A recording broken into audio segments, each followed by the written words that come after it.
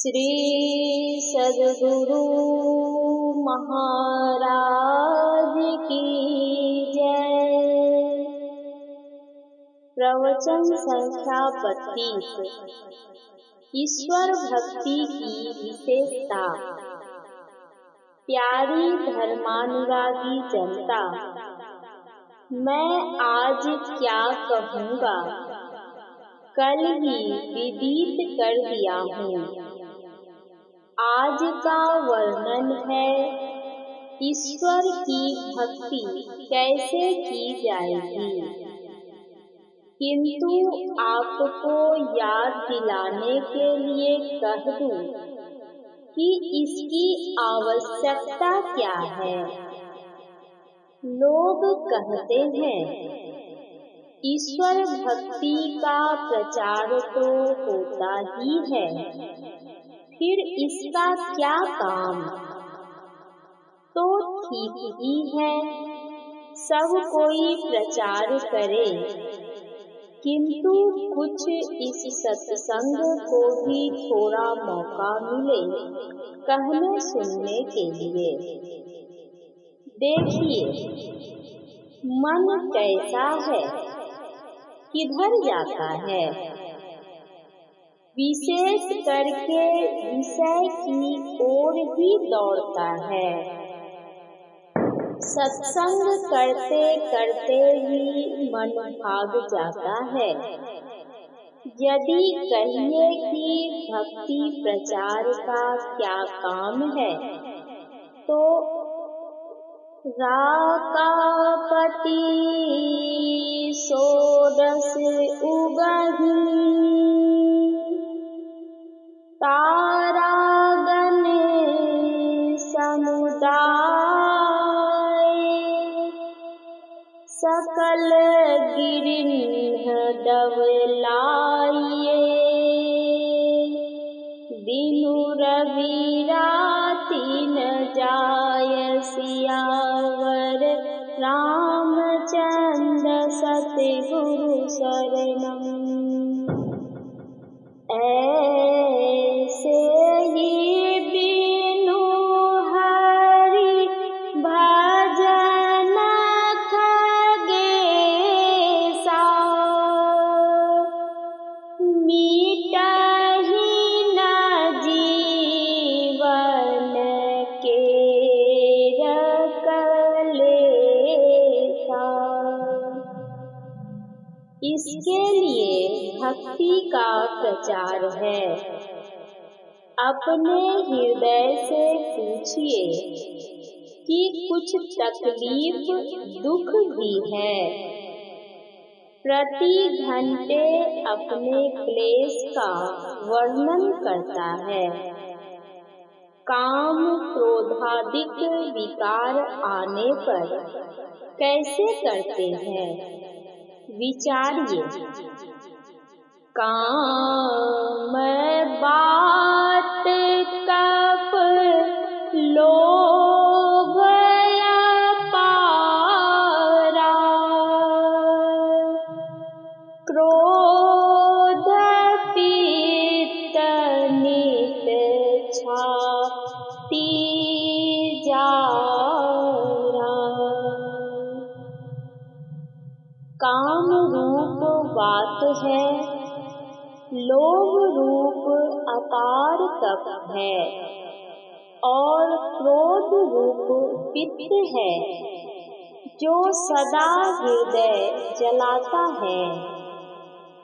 प्रीति करहि जो तीनिउ भाई उपजई सन्निपात दुखदाई। हे भाई, जब ये तीनों प्रीति करते हैं, तब दुखदाई सन्निपात त्रिदोष ज्वर उत्पन्न होता है। एक व्याधि बस नर मरहि ये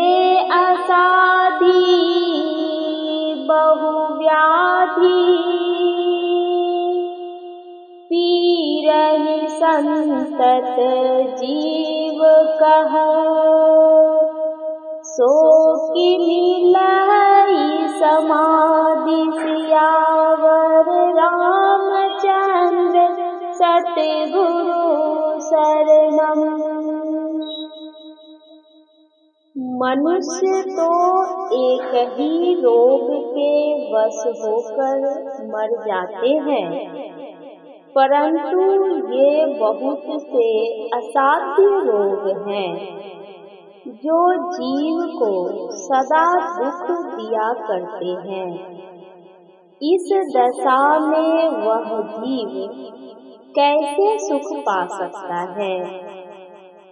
बहुत दुख है इस संसार में, तो करना क्या है? ईश्वर भजन करके ही इन दुखों से छूट सकते हैं। सूर्योदय होने से ही अंधकार दूर होता है, उसी प्रकार ईश्वर भक्ति से ही क्लेश दूर होगा। इसी उद्देश्य से ईश्वर भक्ति का प्रचार करते हैं। संतो भक्ति सतो गुरयानी, संतो भक्ति सतो गुरयानी। नारी एक पुरुष दुई जाया, बूझो पंडित ज्ञानी। नारी एक पुरुष दुई जाया, बूझो पंडित ज्ञानी। संतो भक्ति सतो गुरयानी, संतो भक्ति सतो गुरयानी। पाहन कोड़ी गंग इक निकसी, चहुदिसी पानी पानी। पाहन कोड़ी गंग इक निकसी, चहुदिसी पानी पानी। तेहि पानी दो पर्वत बूरे, दरिया लहर समानी। तेहि पानी दो पर्वत बूरे, दरिया लहर समानी। उड़ी माँ की तरुवर कैलागे, बोले एक बानी। उड़ी माँ की तरुवर कैलागे, बोले एक बानी। वह माखी को माखा नाही, गर्व रहा बिनु पानी। वह माखी को माखा नाही, गर्व रहा बिनु पानी। नारी सकल पुरुष ले खाए, ताते रहे अकेला। नारी सकल पुरुष ले खाए, ताते रहे अकेला। कहि कबीर जो अब की समझो, सोई गुरु हम चेला। कहि कबीर जो अब की समझो, सोई गुरु हम चेला। संतो भक्ति सतो गुरयानी, भक्ति सतो गुरयानी। संत कबीर साहब जिन्होंने भारतीय भाषा में प्रवाह रूप से कहने का आरंभ किया, वे संत कबीर साहब थे। उनके बाद और सब कहे, इसलिए मैं उन्हें सुमेरु रूप में रखता हूँ।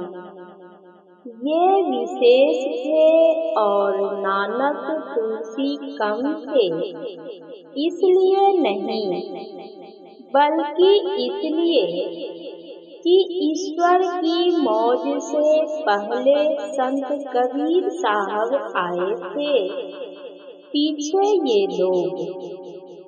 इसलिए इनकी दूसरी ही भक्ति है, जो प्रचलित रूप में जानते हैं वह नहीं।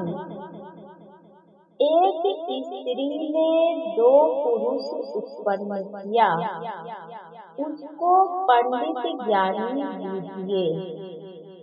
नारी प्रकृति को कहते हैं। प्रकृति के बिना कोई जीव पुरुष और ब्रह्म पुरुष नहीं हो सकते। ब्रह्म और जीव दोनों थे ही, किंतु प्रकृति के पहले जीवत्व और ब्रह्मत्व दशा नहीं हो सकती। व्यापक व्याप्त भेद के बिना ब्रह्म कौन कहे और कैसे कहे। प्रकृति से शरीर इंद्रिय अंतःकरण बने। शरीर इंद्रिय अंतःकरण के बिना जीव कैसे कहा जाए। इसलिए नारी एक पुरुष दुई जाया, बूझो पंडित ज्ञानी। यह जड़ता वाहन है। यह जीव यदि परमात्मा से मिलना चाहता है, क्लेश से छूटना चाहता है, तो जड़ को तोड़कर निकल जाए। वह धारा पवित्र है। इक निकसी मतलब जीव निकला, और चहुदिशी पानी पानी मतलब सच्चिदानंद पद में जाना। उस पानी में जाने से जीवत्व दशा नहीं है। व्याप्त के हट जाने से जीव पुरुष और ब्रह्म पुरुष नहीं कहे जाते, क्योंकि जीव उसमें लय हो गया।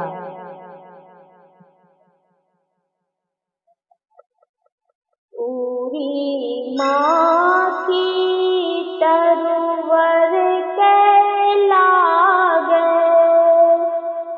बोले एक बानी। मक्खी उड़कर एक वृक्ष पर बैठ गई। एक बानी बोलने लगी। मक्खी मतलब सिमटी सूरत। सिमटी हुई सूरत अंतराकाश में उड़ी। और तरुवर, तरुवर मतलब अक्षय पुरुष एक पेड़ है, निरंजन वाकी डार, त्रिदेवा शाखा भया, पात भया संसार। तरुवर परमात्मा में लग गया। एकै वाणी मतलब एक शब्द, मतलब चार शब्द।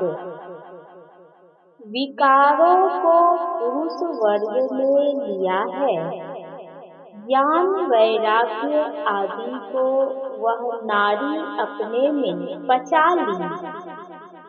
अब वह अकेले अकेले है।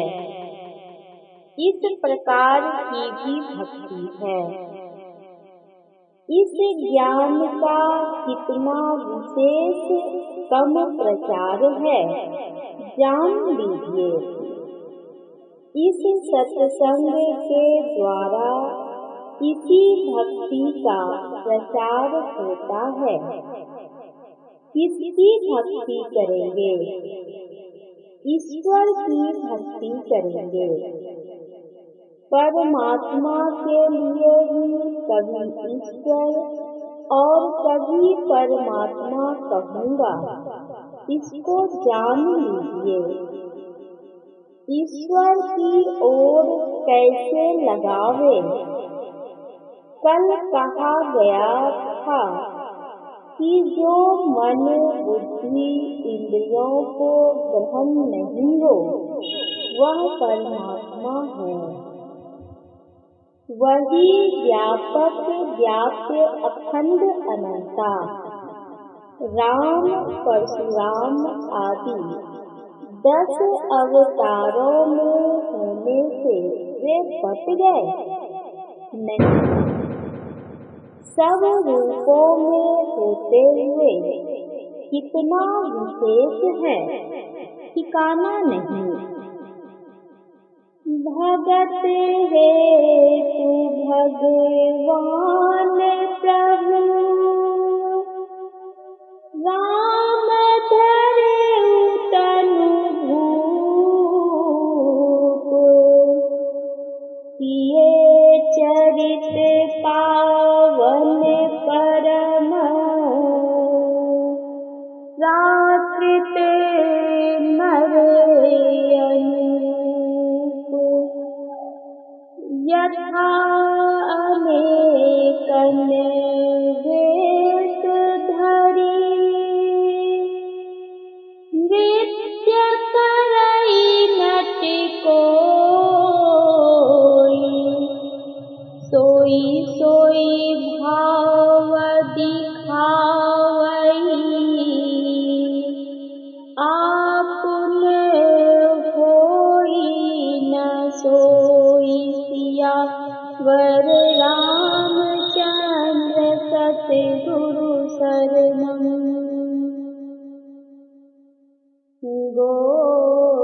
गोचर जहाँ लगी मन जाई, सो सब माया जानहु भाई। कसौटी पर कसकर जानिए कि परमात्मा का स्वरूप क्या है। राम स्वरूप तुम्हारे, वचन अगोचर बूझि परे, अविगत अकथ अपार, नेति नेति नित निगम कह, प्रकृति पार प्रभु सब उर्वासी,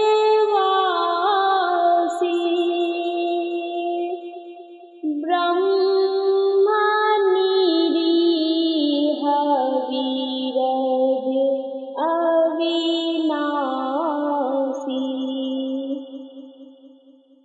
या आप उपनिषद को लीजिए। विद्यते हृदय ग्रंथिः छिद्यन्ते सर्व संशयाः क्षीयन्ते चास्य कर्माणि तस्मिन् दृष्टे परावरे। महोपनिषद अध्याय 4। परे से परे को परमात्मा को देखने पर हृदय की ग्रंथि खुल जाती है, सभी संशय छिन्न हो जाते हैं और सभी कर्म नष्ट हो जाते हैं। जब दर्शन करे और आपको ऐसा मालूम हो कि कुछ संशय नहीं रहा, कोई बंधन मुझ पर नहीं है, जड़ चेतन का प्रत्यक्ष ज्ञान हो जाए, वही परमात्मा है। जितने इंद्रियों के द्वारा दर्शन है, उसके द्वारा विद्यते हृदय ग्रंथिः छिद्यन्ते सर्व संशयाः हो नहीं सकता। इसी बात को गोस्वामी जी ने कहा है। गोचरे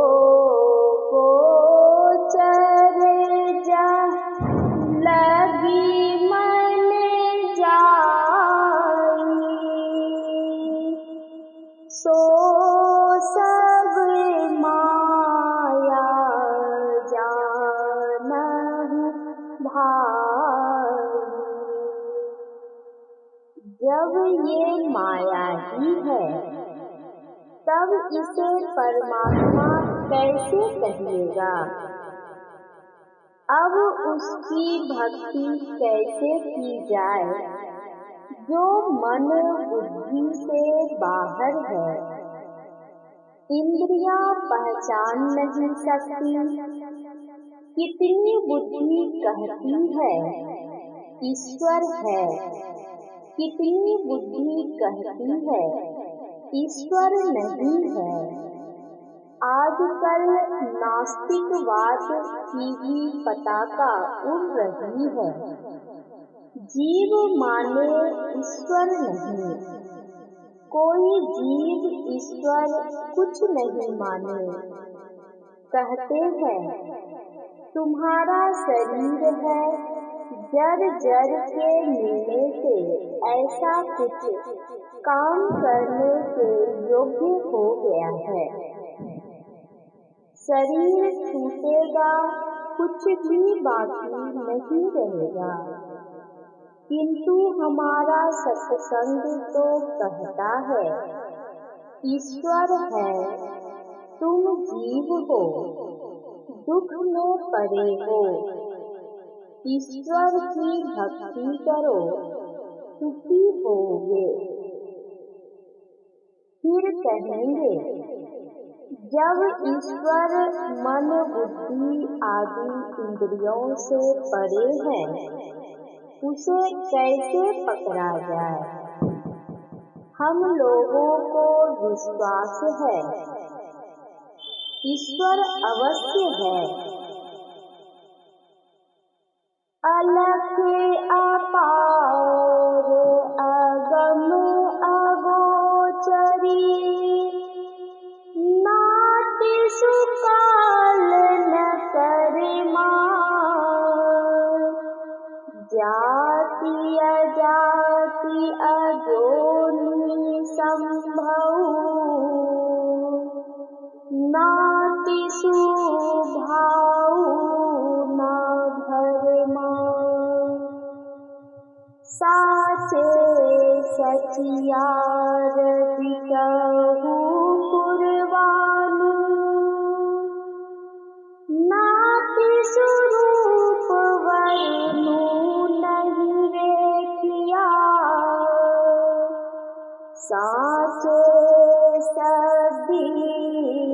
इंसान। गुरु नानक साहब एक एक विषय को एक एक इंद्रिय ग्रहण करती है, उसी प्रकार तुम अकेले होकर स्थूल सूक्ष्मादि चारों शरीरों को छोड़कर कैवल्य दशा में रहो। ईश्वर की प्रत्यक्षता होगी।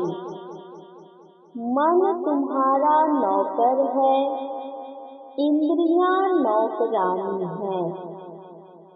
तुम नौकर नौकरानी के पंजे में फंस गए हो, इससे निकलो। तुम इनके भरोसे क्यों रहते हो? तुम स्वयं बहुत शक्तिमान हो, किंतु अपने को भूले हुए हो। कबीर साहब ने कहा है, बिन सतगुरु नर रहत भुलाना, खोजत फिरत राह नहीं जाना। के हर सुत ले आयो गररिया, पाल पोस उन किन्ह सयाना। करत कलोल रहत अजियन संग, आपन मर्म उनहु नहीं जाना। के हर एक जंगल से आयो, ताहि देख बहुत विसियाना। पखरी के भेद तुरत समुझाया, आपन दशा देख मुस्काना।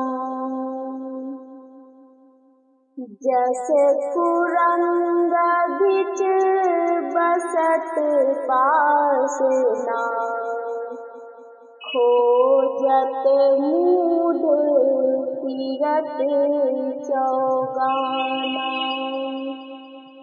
कर उस वास मन में देखे, यह सुगंधी धों कहाँ बताना। अध ऊध बिच लगन लगी है, छक्यो रूप नहीं जात बखाना। कह कबीर सुनो भाई साधो, उलटी आप में आप समाना। बकरी और भेड़ को चराने वाला एक गरेड़ी सिंह के एक बच्चे को ले आया। सिंह के उस बच्चे की आंखें बंद थीं।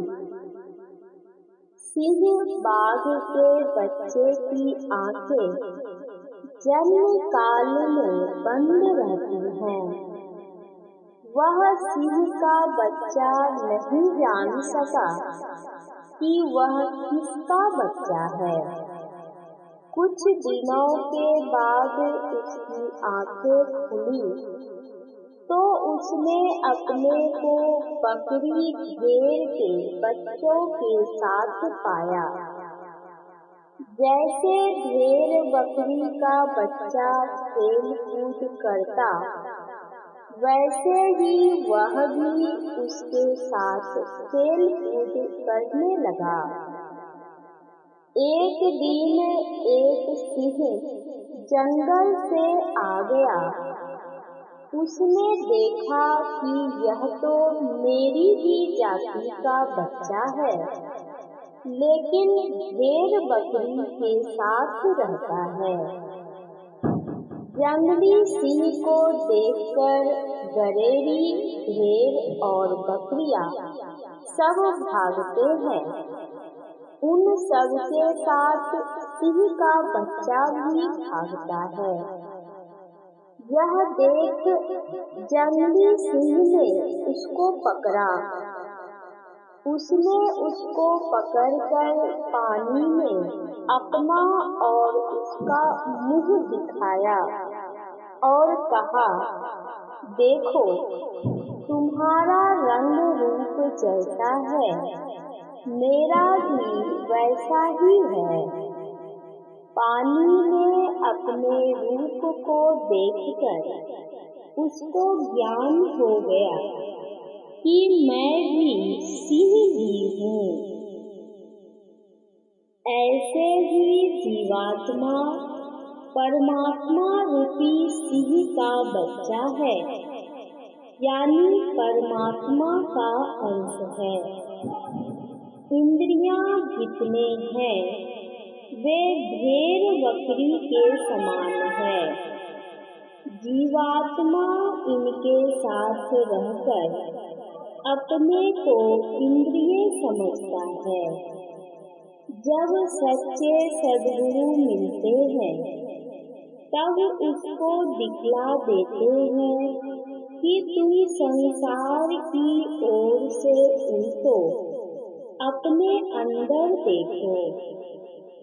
वैसे तो विचार में हम ईश्वर के अंश हैं, जानते हैं, लेकिन उलट कर देखने से प्रत्यक्षता होती है। हम ईश्वर को तब प्रकट कर सकते हैं जब हम शरीर और इंद्रियों से अपने को छुड़ा सकें। यह कैसे होगा? यह तब तक नहीं होगा जब तक सद्गुरु नहीं मिलते हैं। सद्गुरु मिलते हैं तो बता देते हैं कि तुम ही आत्म स्वरूप हो। जो गुण ईश्वर में है वही गुण तुम में भी है। परमात्मा का गुण शरीरस्थ चेतन आत्मा में है। जो अपने शुद्ध चेतन रूप को पहचानता है वही ईश्वर को पहचानता है। कबीर साहब अनपढ़ थे, पर उनका वचन अद्भुत है। गुरु जी से क ख भी नहीं जाने और उनका वचन इतना दृढ़। तुम अपने स्वरूप को अपने अंदर में देखो। कैसे देखोगे? तो का अर्ध ऊर्ध बीच लगन लगी है। उलट कर बहिर्मुख से अंतर्मुख हो जाओ। अपने नौकर नौकरानी का संग छोड़कर कबीर साहब के बताए हुए स्थान पर लगन लगावे तो अवश्य अपने को पहचान पाएंगे। माया बस मति मंद अभागी, हृदय जब निका बहु विधि लागी। ते सत हट बस संशय करही, निज अज्ञान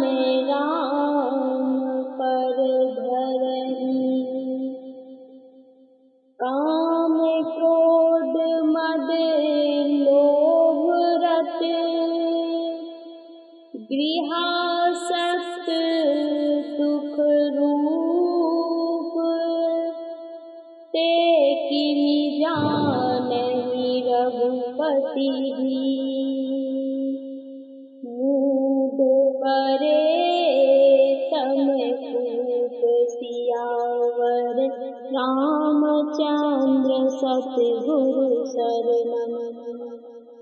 गोस्वामी तुलसीदास।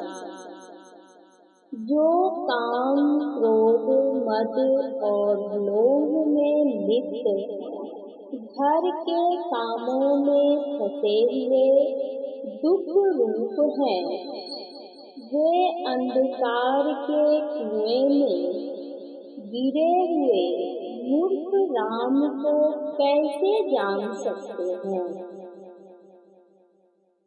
अर्थात नहीं जान सकते। अंधकार के कुएं से अपने को निकालो। भीतर में जितने स्थूल सूक्ष्मादि जड़ आवरण है, उसको हटावे, यही भक्ति है। इसी विषय को संत कबीर साहब की वाणी में पाहन फोड़ना कहा गया है। कहेंगे कि यह भक्ति कैसे? तो विचार में जानने में आता है कि जब हम सब आवरणों को पार कर जाएंगे, तब ईश्वर से इस प्रकार सटेंगे कि कभी हटेंगे नहीं। इसलिए ईश्वर पाने के लिए जो यत्न है, उसको करना भक्ति है। बाबा नानक ने कहा, भगता की चाल निराली, भगता की चाल निराली, चाल निराली भगता केरी, विखम मार्गी चलना, लघु लोभु अहंकार कभी, तृष्णा बहुत नाही बोलना, खनि अहुति की बालहुनी की, ए तू मारगी जाना, गुर प्रसादि जिनि आपु तजि हरि वासना समानी। कह नानक चाल भगता केरी, जुगहु जुगु निराली। नानक साहब। तलवार की धार से भी तेज और बाल की नोक से भी महीन वह रास्ता है। कहेंगे इस पर कैसे चला जाए? आपको डरना नहीं चाहिए। इस तलवार की धार पर पैर नहीं चलेगा, इस पर मन चलेगा। कहेंगे चलना चाहिए चेतन को, कहते हैं मन को। तो जानना चाहिए कि जहाँ दूध रखो वहीं घी भी है। उसी प्रकार जब तक मन चेतन संग संग है, जहाँ मन रखो वहीं चेतन है। मन उल्टे तब सूरत कहावे, मन को उल्टो अर्थात सिमटो, तो पहले जिस ओर था इससे विपरीत ओर को हो जाएगा। स्थूल पसारने से, इसमें सिमटने से सूक्ष्म में प्रवेश करोगे। सूरत फंसी संसार में, तात परिगा दूर। सूरत बांधी सुस्थिर करो, आठो पहर दूर। कबीर साहब, यदि कहिए यह तो कॉलेज की बात है, नीचे वर्ग की पढ़ाई ही कहिए, तो कबीर साहब की वाणी में ही सुनिए। मूल ध्यान गुरु रूप है, मूल पूजा गुरु पाए। मूल नाम गुरु वचन है, मूल सत्य सत्य भाव। इससे उलटिए तो गगन मंडल के बीच में तहवा जल के नूर। निगुरा महल न पावई, पहुँचेगा गुरुपुर। बाका पर्दा खोल के सन्मुख ले दीदार। बाल सन ही साइयाँ, आदि अंत का यार। कबीर साहब, माया बस मति मंद भागी,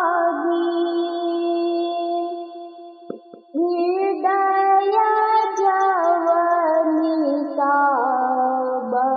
बहुविधि लागी। अंधकार बाका पर्दा है, यदि मोटी बात ही लीजिए तो तुलसीदास जी की वाणी में है। प्रथम भक्ति संतन कर संगा, संत कबीर साहब भी सत्संग करने कहते हैं। सब संत सत्संग करने कहते हैं। सबरी से राम कहते हैं, दूसरी रति मम कथा प्रसंगा। नवों प्रकार की भक्ति कहते कहते अंत में कहते हैं, सकल प्रकार भक्ति विध तोरे। गुरु पद पंकज सेवा, तीसरी भक्ति अमान।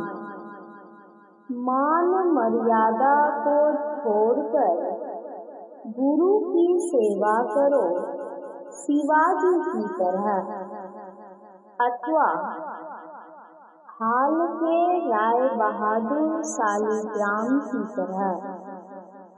पोस्ट मास्टर जनरल होते हुए भी अपने गुरु के लिए अपने से आटा पीसना, रोटी बनाना, जमुना जी से पैदल पानी लाना। इस पर यदि कोई कहे पानी नहीं है, बच्चा रोता है, तो उसे पानी दे देते थे। और फिर अपने पानी लाने चले जाते। गुरु का सेवक अपने समय में शिवाजी ऐसे बहुत कम हैं। वे छत्रपति होते हुए भी अपने हाथ से सब प्रकार की सेवा करते थे। शिवाजी अपने हाथ से अपने गुरु को तेल लगाते थे। अपना संपूर्ण राज्य अपने गुरु को दिए थे। एक दिन समर्थ रामदास जी कुछ चेलों के साथ चले आ रहे थे। चेलों ने कहा, हम लोगों को भूख लग गई है। समर्थ रामदास जी ने कहा, देखो खेत में मकई के भुट्टे लगे हैं, खा लो। शिष्यों ने वैसा ही किया। तब तक खेत वाले आ गए। वह गुस्से में आकर समर्थ रामदास जी को मकई के डंठल से मार बैठा। समर्थ मार बर्दाश्त कर गए और शिष्यों से कहा, शिवा को यह बात मत कहना, नहीं तो इसे भारी दंड देगा। जब समर्थ रामदास जी शिवाजी के यहाँ पधारे तो शिवाजी उनको अपने से ही स्नान कराने लगे। पीठ में मार का दाग देखकर अन्य शिष्यों से पूछा कि यह दाग पीठ में कैसे आया। सबके सब चुप थे, कोई कुछ बोलते ही नहीं थे। शिवाजी ने कहा, सही सही बोलिए, नहीं तो आप लोगों को ही इसका दंड भोगना पड़ेगा। तब उन लोगों ने उक्त किसान का नाम कहा जिसने समर्थ रामदास जी को मारा था। उसको शिवाजी ने पकड़वाकर अपने सामने मंगवाया। शिवाजी के डर से वह किसान बहुत ही कंपित हो रहा था। समर्थ रामदास जी ने कहा, शिवा, देखो तुम्हारे डर से यह बहुत दुखी हो रहा है, इसे क्षमा कर दो। इसका मालपोत माल गुजारी माफ कर दो। ये महान त्यागी पुरुष गुरु की भक्ति करते थे। चौथी भक्ति मम गुण गण करई कपट तजी गान।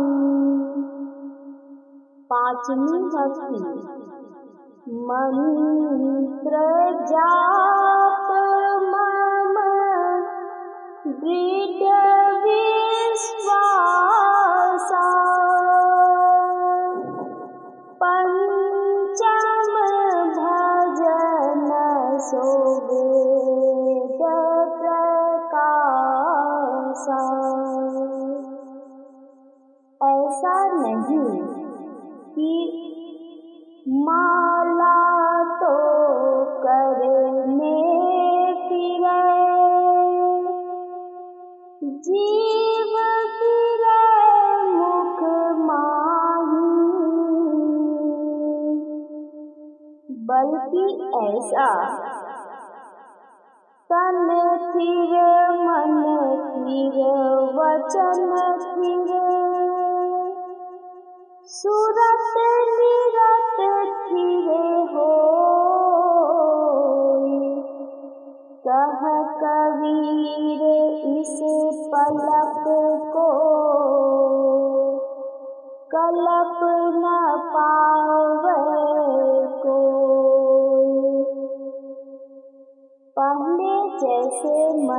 भागता था उससे कम भागे। संतों का संग होगा, कथा प्रसंग होगा, उनसे ज्ञान सीखेंगे।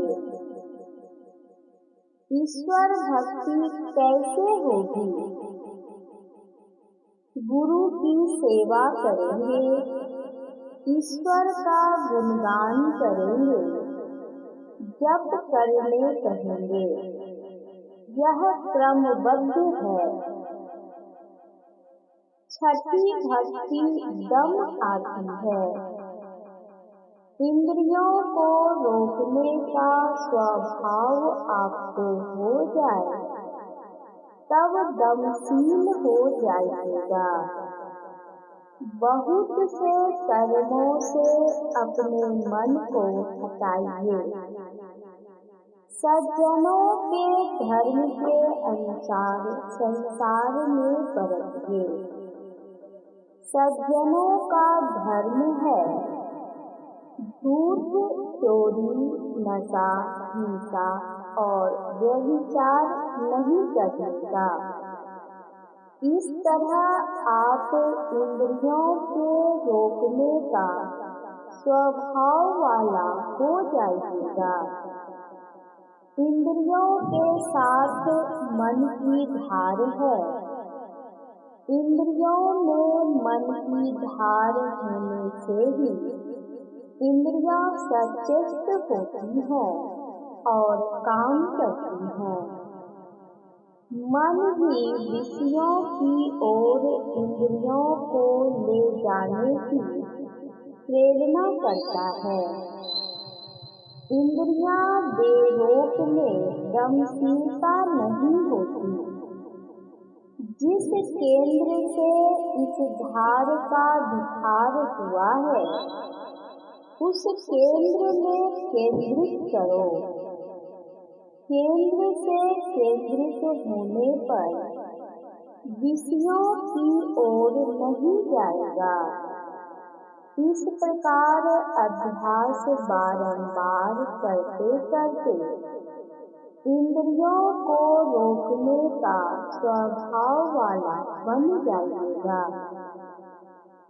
आप कहेंगे मन को विषयों में बड़ा अच्छा लगता है, इससे विपरीत कैसे जाएगा? तो देखिए, भीतर जाने में भी बड़ा आनंद मालूम होता है। जागृत से तंद्रा में जाने पर बड़ा आनंद मालूम होता है। उस समय कोई गड़बड़ करे तो मन बड़ा रंग हो जाता है। तंद्रा मतलब जागने से स्वप्न में जाने के बीच रास्ते में जो मिलता है अभिनिया, वहाँ कोई विषय नहीं है, फिर भी आनंद है। इसलिए कबीर साहब ने कहा है, भजन में होत आनंद आनंद, भजन में होत आनंद आनंद। बरसद विसद अमी के बादल, भीगत है कोई संत। बरसद विसद अमी के बादल, भीगत है कोई संत। अगर अंदर के सरकाओं में दुख होता तो आप सो नहीं सकते। सब दिन सोते हैं और यह हालत होती है। छठी भक्ति से सूक्ष्म भक्ति का आरंभ होता है। अपनी धारों को कैसे और कहाँ पर उल्टेंगे, तो कहेंगे तुम हो कहाँ, वहीं से उल्टो। दरिया साहब की वाणी है, जान ले सत्य पहचान ले, सूरत साची कहती दाना। आँख का तिल मतलब शिव नेत्र, दोनों आँखों के मध्य मुकाबले अंदर में। राय शालिग्राम साहब ने कहा है, संत कबीर साहब का वचन लीजिए, इस तन में मन कहाँ वसत है, निकसी जाए केही ठौर। गुरु गम है तो परखी ले, ना कर गुरु और। नैनो माही मन बसे, निकसी जाए नौ ठौर। सद्गुरु भेद बताइया, सब संतन सिर मोर। ब्रह्मोपनिषद में है, जागृत स्वप्न तथा जीवो, गच्छत्या गच्छते पुनः, नेत्रस्थं जागृतं विद्यात् कण्ठे स्वप्नं समाविशेत्। सुसुप्तं हृदयस्थं तु तुर्यं मूर्धनि संस्थितम्। जीव जागृत और स्वप्न में पुनः पुनः आता जाता रहता है। जीव का वासा जागृत में नेत्र में और स्वप्न में कंठ में, सुषुप्ति में हृदय में और तुर्यावस्था में मस्तक में होता है। आप जागृत में काम करेंगे, इसलिए यहीं से चलो। जगने में आप आँख में हैं, फिर कहेंगे कैसे चलेंगे, तो दोनों धारों को एक करो। कैसे करो, यह बात गुरु से जानो। इससे सरल और कुछ नहीं हो सकता। 1904 ईस्वी से 1952 ईस्वी तक की मेरी खोज है। मैं इतने दिनों तक क्या करता रहा। यह दृष्टि साधन है। अमादृष्टि, प्रतिपदा दृष्टि और पूर्णिमा दृष्टि। तद्दर्शने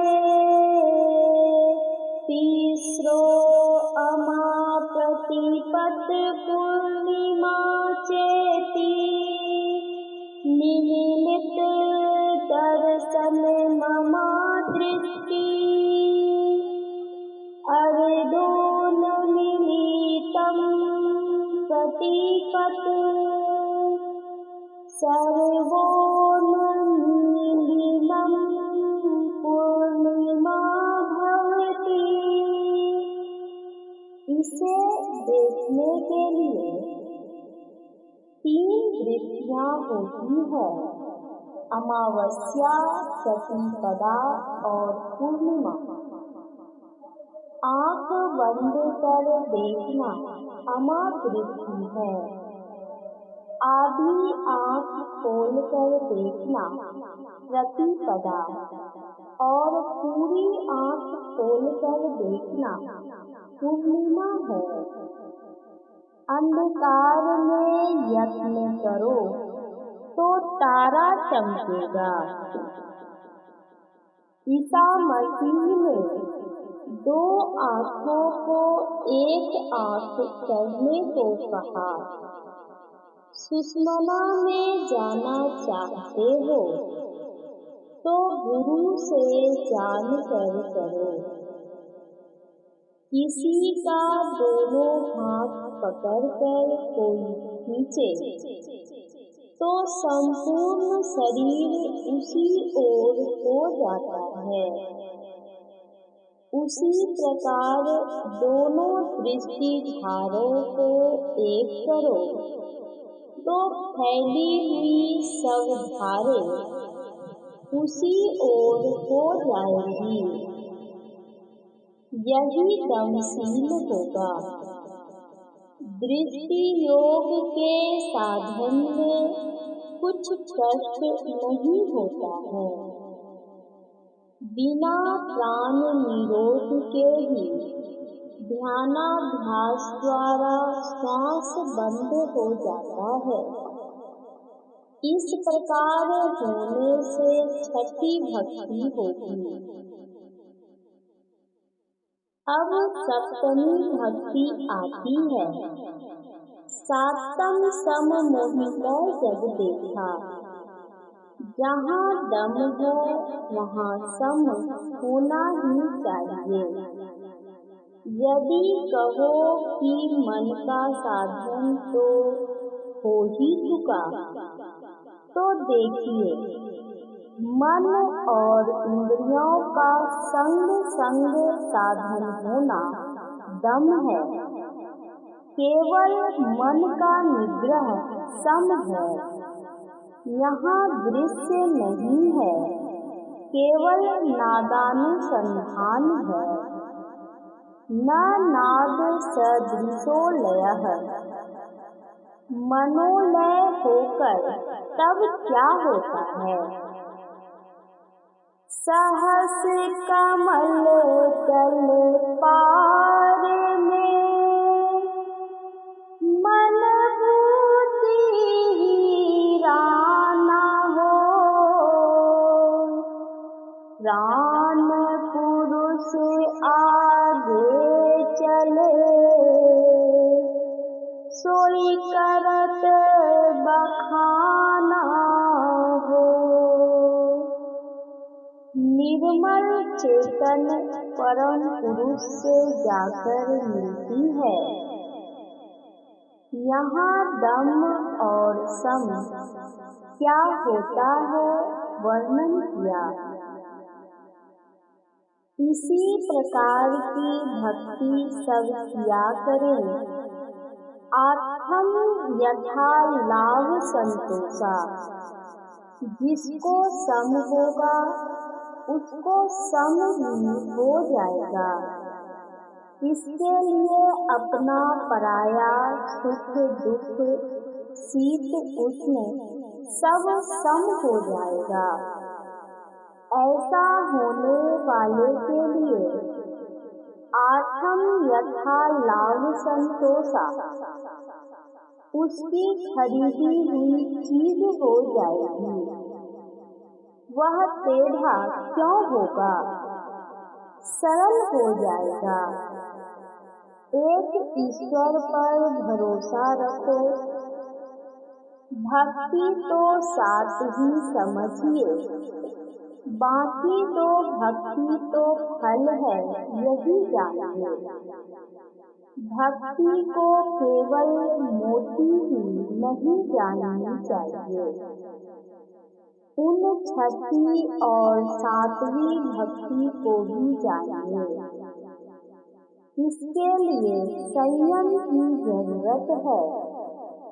झूठ मत बोलो, चोरी मत करो, व्यभिचार मत करो, नशा का सेवन मत करो, पंच पाप मत करो। आगे बढ़ने वाले को चाहिए पापों से बचे। पापों में फैला हुआ आदमी आगे नहीं बढ़ सकता, वह विषयों में अनुरक्त रहता है। नशा के विषय में तंबाकू तक मना है। अपना खून आप पियो तो घृणा होगी, किंतु अपने उच्च रक्त में पशुओं के नीच रक्त को क्यों मिलाते हो? इसी के लिए किसी संत ने कंठी पहनाई। किसी ने कहा कंठी पहनो या नहीं पहनो, अपने मन को ठीक करो।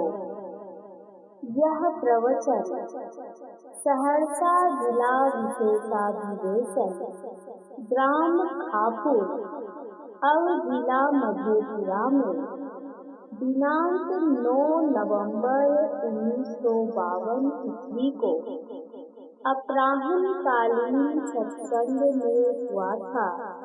श्री सद्गुरु महाराज की